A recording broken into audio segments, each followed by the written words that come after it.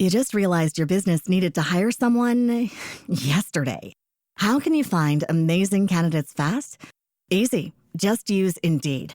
Stop struggling to get your job post seen on other job sites.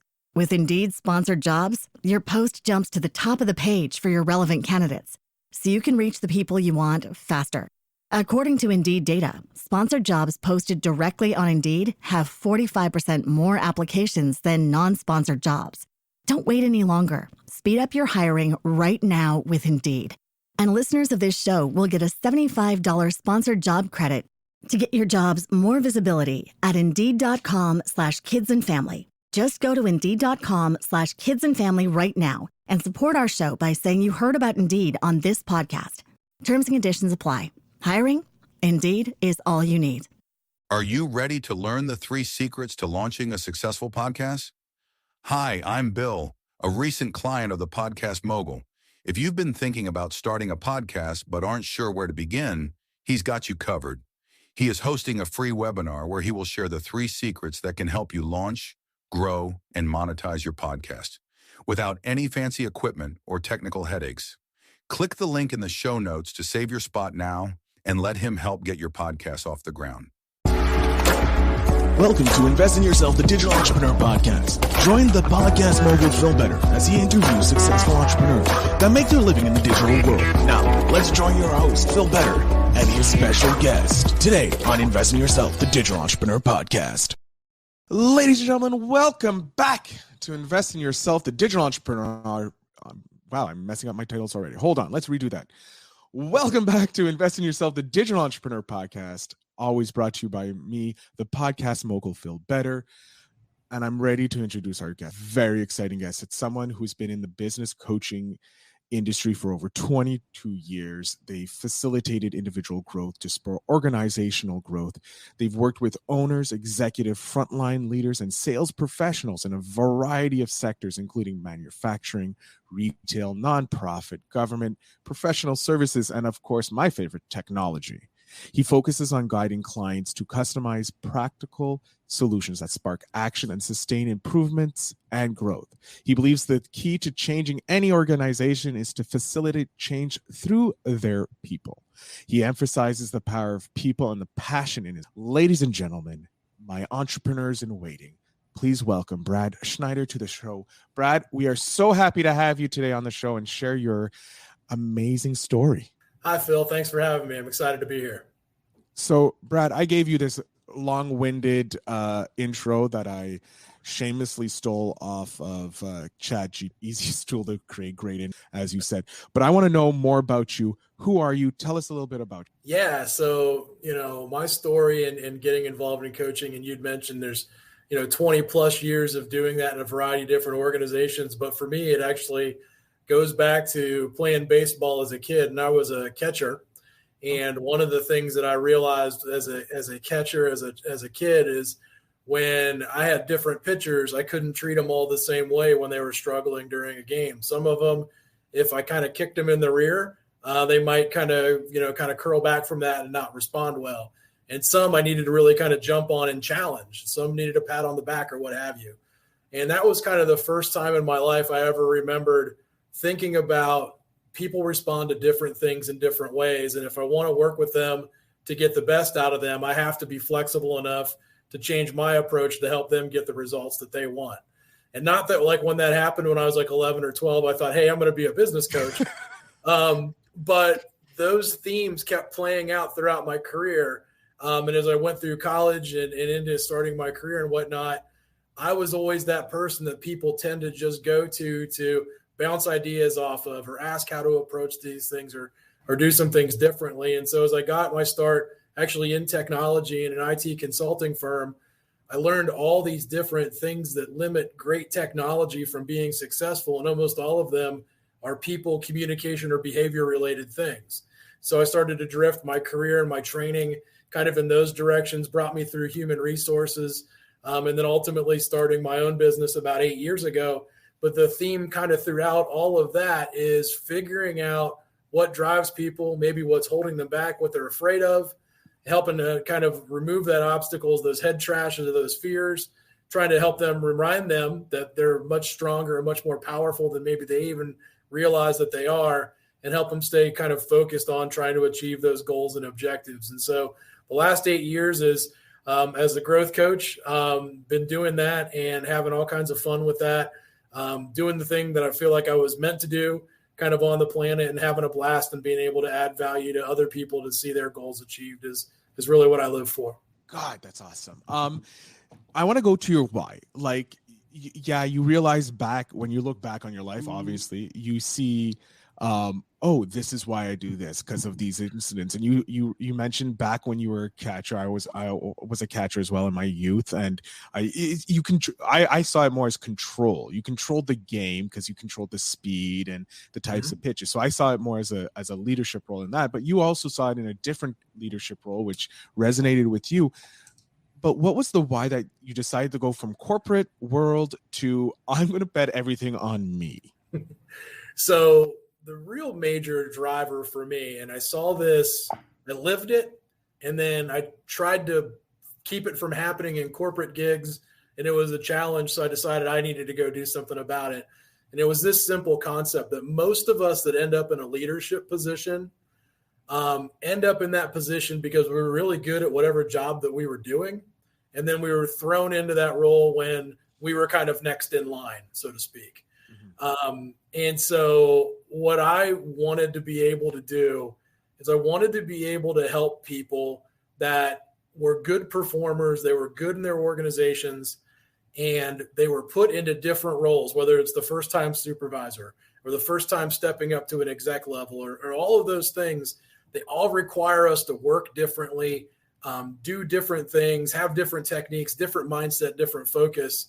And I think collectively around the globe, we struggle at doing that well with people and helping them change those behaviors. So my why was I wanted to be able to make that transition as smooth as possible for folks. And I also wanted organizations to stop the mistakes that happen when they take one of their best performers and inadvertently make them one of their worst by putting them in the wrong seat just because they're technically good, but they may not be effective at being leader and being able to motivate people and keeping people on track to do the things that they need to do. I love that why. It's helping everyone. It's a win-win-win. Like, you hire your employees do better, but also then in the long run, the business does better and your business can grow. Now, 22 years is a pretty long time to be in this coaching and growth world. And I know you started your business 8 years ago, but you've been over this like 2 generations, pretty much, nearly a full generation. You've seen the cycles and turns. My question to you, do you see, is there different generational issues facing people?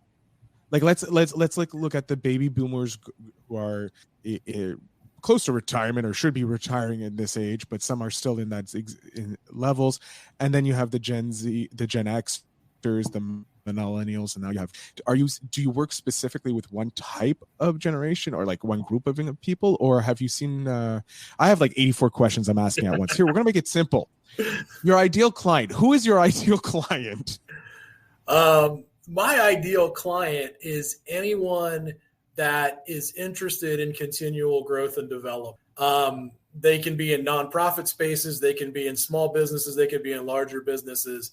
But specifically to the generational question that you were talking about, I think it's almost next to impossible today to specialize in one of those generations because there's such a blend of generations across a variety of different businesses that if you don't have some competency in being able to adjust either by generation, sometimes by, different background and other elements of diversity, race, gender, creed, all that, but even just experience level and all of those things, that adaptability and that flexibility, for me, what I see is that's one of the major differentiators between good entrepreneurs and great entrepreneurs. And it's a difference between people having lots of success and maybe a little bit of success.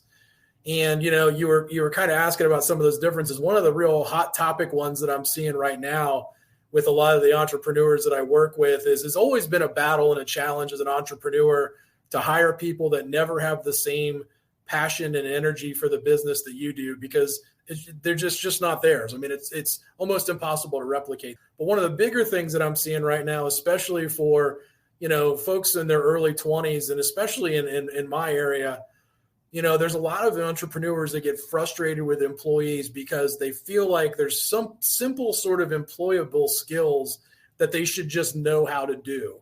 For instance, I was talking to a client not too long ago that has a retail space, and she was frustrated because this new hire that she had, who was 22, fresh out of college, basically once they did whatever they were asked to do, they just kind of go to their phone and look at some things and kind of wait for the next opportunity or the next customer to kind of pop up. And that's really frustrating for somebody that maybe didn't grow up that way.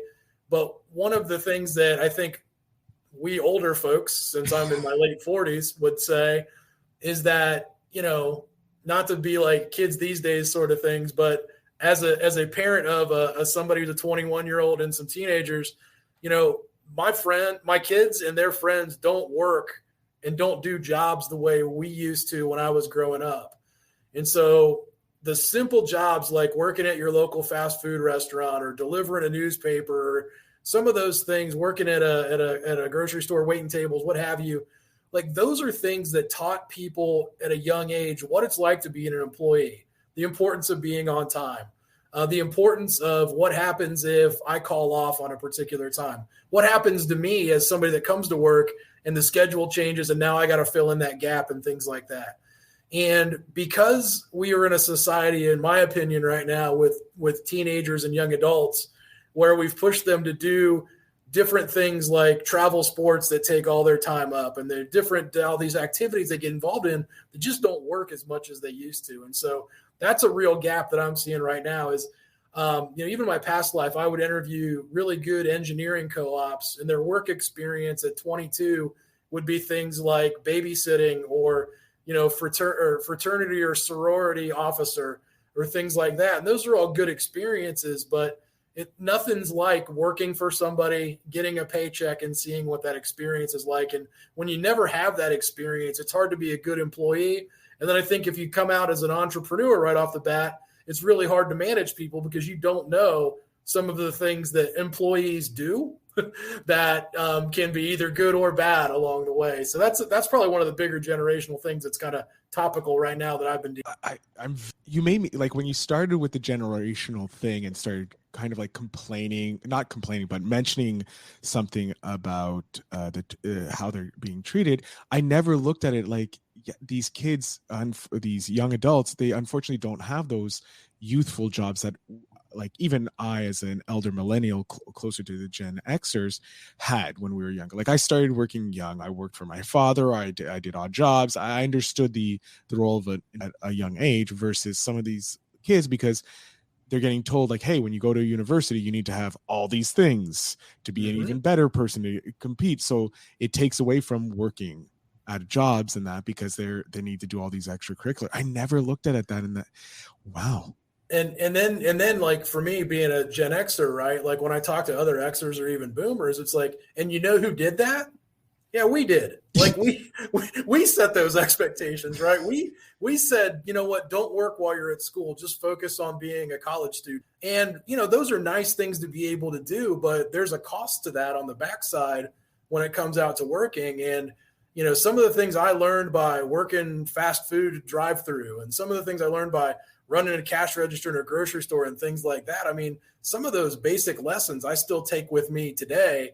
And I think all of us learn those things experientially. And if I just have less experiences, it's harder for me to kind of learn those things or be knowledgeable of those things and what it means to be a good employee or manage a good employee.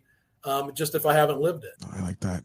And it's true. And I love these conversations because they go everywhere and it's great. Moving into your career, you said that you wanted to help people so that they get those skills so they could upgrade. Obviously, you probably had some rough times in the early stages of your career, like most businesses do. Everybody who says they didn't probably is lying or isn't telling the whole truth. I want to know a good moment, like a moment that you had with a client that just it cemented your why, like even through like when you had those dark days, like a memory that would light up and just keep you pushing through the hard days? Like, do you have a memory like that you care to share? Yeah, I would say one in particular for me. There's a chiropractic family. It's a second generation business that was an early on client for me. And, we were making some good progress with them. But, one of the things as coaches that, we have to do is we have to be willing to challenge and push people, which can be uncomfortable at times when you're getting paid by somebody that maybe you're having to tell them something they don't necessarily want to hear. Right. But that's kind of what we sign up for. And early on, like one of my earlier clients, like I remember just challenging it's a husband and wife team. And I was talking to the wife and I just finally threw it out there. I'm like, you're bored. Like your problem right now is you're bored. And they had accomplished a lot. And I really tried to challenge her on some different things about what the next level or next step for them individually, as well as the business could be. And it was really fundamentally, I think, kind of life-changing for them, because it got them thinking about, their purpose, which for them is they see the level of care that they bring to patients that they have a really high standard for. And they want to make sure that they can alleviate as much pain and suffering for folks as they could. And there were some things that were holding them back from wanting to expand their practice, either buy other practices or open other locations, because they had fears about being able to manage and lead folks and being able to provide that level of consistency, and just challenging them and helping them see that, like, if you really do have this gift that you think you do, then what kind of crime is it that you're not sharing it with more people when you could? And being able to just kind of say some of those things like that and allow that to resonate, and then see that process. And then over the succeeding years, watch them continue to grow that practice to probably sizes that they hadn't even really anticipated, having the confidence in bringing more people on board, and then ultimately delivering on that mission that they've been excited about and that's kind of been a thread throughout their entire lives. Those are the things that are really rewarding. And those are the things that when you end up in those difficult conversations where you have to challenge and trust people, I'm just as bad as my clients. I have fears that pop in my head and make me worried that I'm going to say the wrong thing or do the wrong thing or make the mistake. But, when you have the confidence to be who you are, be authentic and genuine, and say the things that you're thinking based on what you're observing, challenge a client with that and have that success. Those are the kinds of things I go back to when I'm in my next difficult situation. And I remember for me personally, when I'm vulnerable about what I do and what my challenges are, and sharing those things with my clients to help them kind of see themselves through my experiences. And when I'm authentic about those things, I've never lost. And those are the sorts of things that I try to remind myself on a regular basis through positive examples. Like, I love it. And it's a great memory to have. And because you see the success, you know exactly what you can do, and you have this great memory and how you helped other people grow, and you can always pull on it yourself and go, am I bored? Is that what's going on? Yeah. So it's a great double-edged thing. Would you do it all over again? Yeah, except I probably would have done it sooner. I think I really kind of knew what I wanted to do and how I wanted to do it.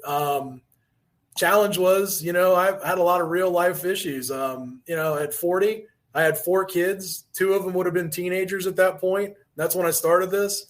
There was a lot of risk and a lot of stuff to put on the line potentially. But one of the things about being an entrepreneur is focusing on those positive things that can happen, being realistic about those fears and those challenges, but making sure you weigh those things both equally. And, one of the exercises that I still do to this day is one of the ones that helped me make the decision to move forward, which is really thinking about whatever my worst fear is and what's the likelihood of it happening, and how do I get back to today if my absolute worst fear came true. And one of the things that I've experienced with myself in that, and as well as working with others, is our fears are always really binary, meaning it's either going to be the greatest thing ever, or it's going to be the total, complete dumpster fire, worst experience you can ever imagine. And the reality every time is it's always somewhere in the middle of that. And so if we start to realize, well, if I'm in somewhere in the middle, I can make some progress. And if I make a little progress here, I can make some more progress here. And then the next thing you know, you're doing the things that you love, like being the podcast mogul and being able to do the things that you want to do. Because when you start to think about wanting to do those things, there's a million reasons why it can't work. But if you allow yourself to stay in those million reasons why, you're never going to get there. But if you allow yourself the opportunity to see that, you know, and I'm guessing it's the same way with you, Phil, you know, when you got started, it didn't go as perfectly as planned, but every time you got a little closer to being better and being better and being better. And if we stick with that and it stacks up, you know, that's how we build to be successful. And it's true with me. It's true with my clients. And I love helping them kind of walk through that process to be able to get. It's right. Well, just looking back, like I feel like this is a full-on free coaching session for anybody who's listening to destroy their limiting beliefs. Because one of the biggest things is the fear. Fear is the biggest thing in the world. And like one of the mottos that I follow, and it's from the boys over at Yes Theory who created the brand. It's seeking, always looking for that thing, because your biggest growth is on the other side of discomfort. And it's true. Like we think, because we're so fearful, we only think either you can only be good, great, or it's going to go dumpster fire. Like if it's not great, it's not going to work. But in reality, like things are going to break, but it still goes. Like people forget that Edison said, I didn't fail 1,000 times. I just found 100 ways that didn't work. You know, Yeah. Like he didn't look at it as a failure. Okay, it doesn't work. Okay, move on. Let's try something else. Like, and I think people forget that with the way we were brought up with school being so like school is binary. You either pass or you fail. Like there's no varying degrees, or you're like in math, it's you're right or you're wrong.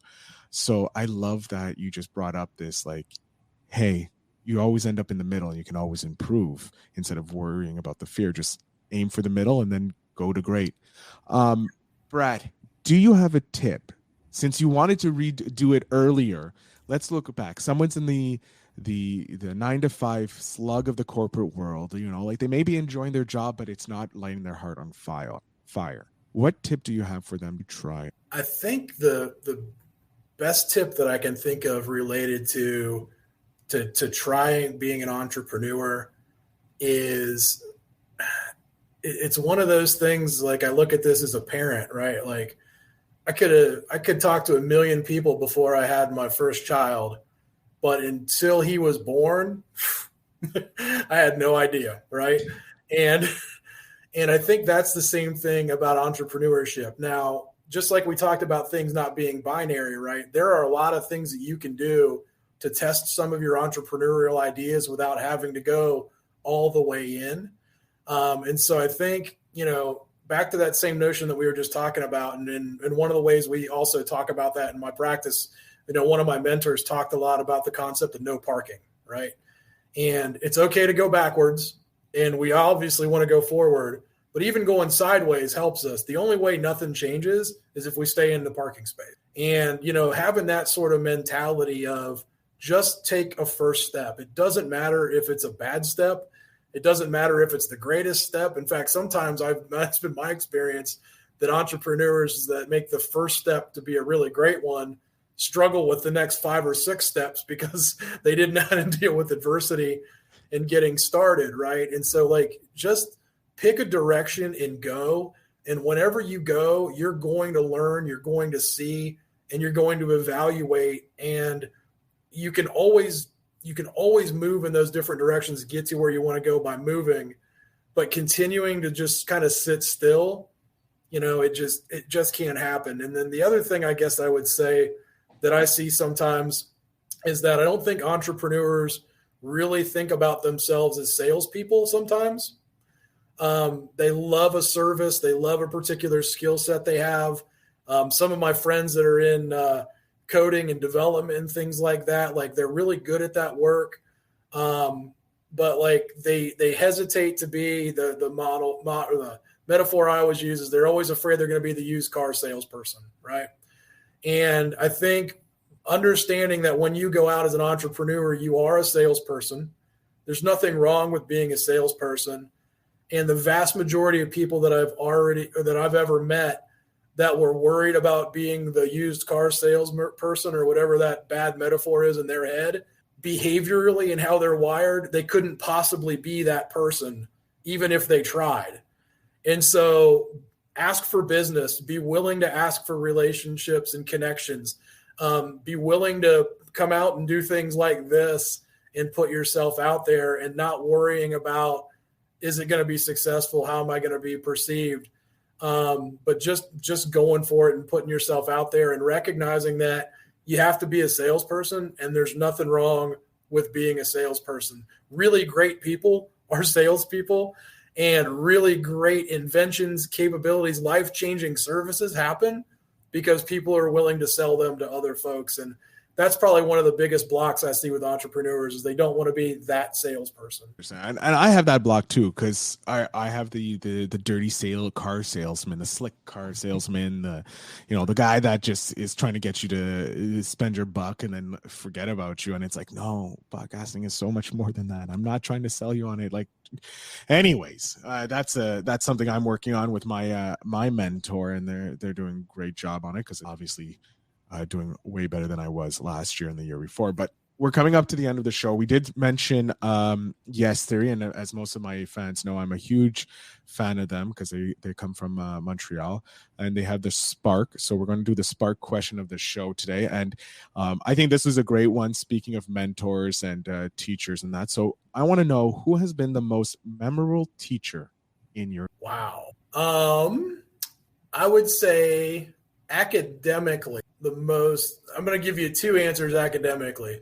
The first one was my junior year high school English teacher, and she gave somebody who's wordy and can be all over the place like myself the concepts and the tools to be able to organize my thoughts on paper that also work in organizing my thoughts in my head, that allow me to really be effective. I think one of my greatest strengths, which is being able to take complex situations and distill them down for folks so that it makes it a little bit more clear and easy for them. And so, Ann Davidson Kuzmer, wherever you are, if you happen to be listening to this, thank you for that.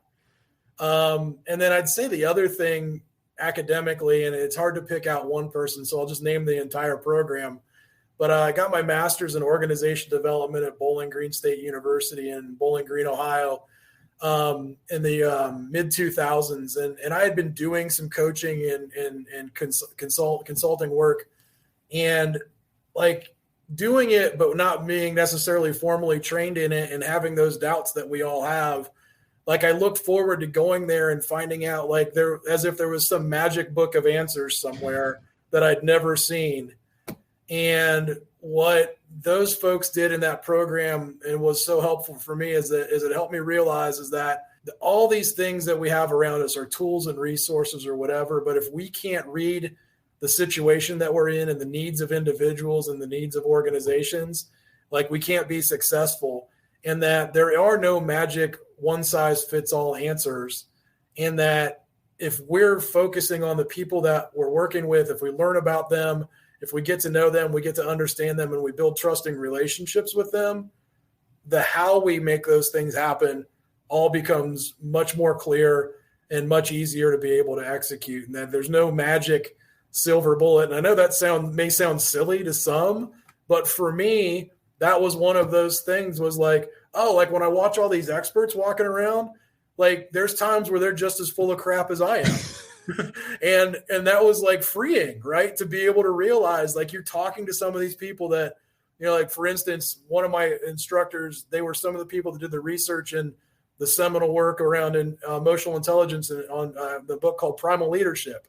And like, you're being taught by the people that were doing the work and doing the research, and you realize, yeah, they had a hunch and they went with it, and they put together some approach and they proved their hypothesis. And like, just being able to hear that from some real experts in the field was so confidence building for somebody like me to be able to hear that. So I'd have to, 1 and 1A would be those two answers. I love it. I love it. They're great answers for people to remember. Like, we learned a lot in schools, and that helps us where we are today. But also, most of the people we look up to at one point didn't have a clue what they were doing, and they just were a thought, a wing, and a prayer away from financial ruin. But Brad, we are coming to the end, which I hate, because I hate saying goodbye to my guests, because we have so much fun on this show. I'm going to jump off. I want you to tell my audience where they can connect with the growth coach. I think I would be able to speak for a living. apparently not. Here you go, sir. Yeah, thank you, Phil. So in my practice, we really help businesses grow in one of three ways. We work with the executives or the owners of the businesses to help them figure out how do they get more out of the people that they work with and lead them more effectively. We also help them build the skill sets of their manager teams and their management teams so that they can get more things done and be able to overcome those kind of early shaky moments where they're trying to figure out how do I go from a doer to more of a thought leader. And then, like we also talked about in the podcast today, helping people develop that sales mindset and be comfortable being a salesperson as an entrepreneur. We do all that work in a variety of different ways. You can reach me specifically at www.thegrowthcoachofcentralohio.com. And then part of my work as well, we're actually a network of coaches in the Growth Coach. And I also help develop those coaches. So if you're interested in learning more about coaching, or maybe even considered starting your own coaching business, please go to thegrowthcoach.com to learn more there. And I'd love to share more about my experiences as being a coach by connecting with you through there as well. Awesome, Brad. I want to thank you so much for being on the show and being an amazing guest. I had a great time talking with you and sharing our love of being a catch when we were a youthful people and not in pain whenever we bend down as we're growing older. But also the story of helping the chiropractor and all your advice for people. It's been great having you on the show. So I want to thank you sincerely for being on the show. Phil, I appreciate it. You made it really easy and real fun. And I thank you for making the time to have me on. Oh, it was a pleasure, and it's all mine. To my audience, make sure you check out the show notes. There will be links to everything to connect with Brad, the Growth Coach network, so that you can become a better coach and connect with like-minded that want to grow other businesses. So make sure you check out that. And as always, I thank you for listening. And remember to invest in yourself.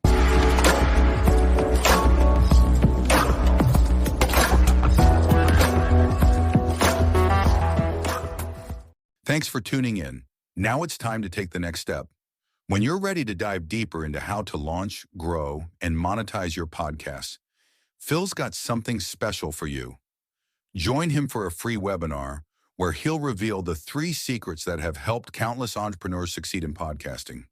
Click the link in the show notes to save your spot, and let's turn your podcasting dreams into reality.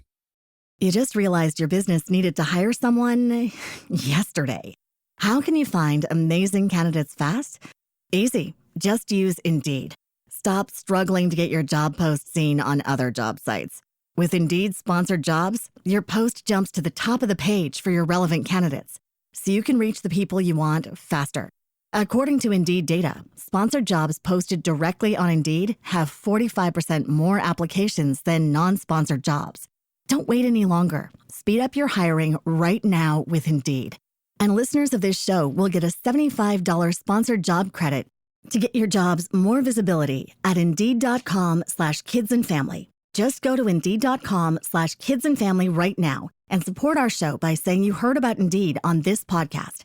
Terms and conditions apply. Hiring? Indeed is all you need.